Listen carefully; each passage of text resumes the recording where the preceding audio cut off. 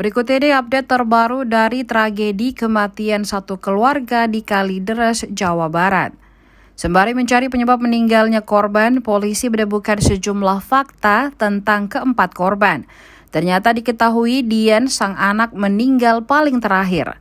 Sang anak meninggal sambil memeluk guling di samping ibundanya, Reni Margareta.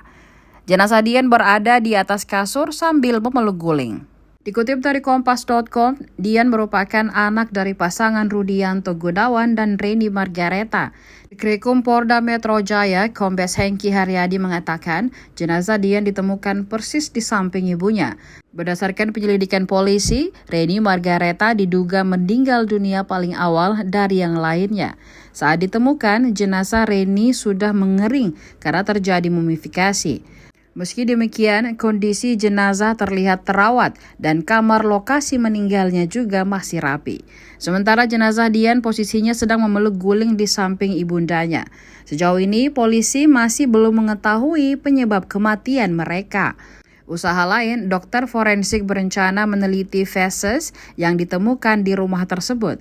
Hal ini bertujuan untuk mengetahui kandungan atau zat yang sebelumnya pernah dikonsumsi.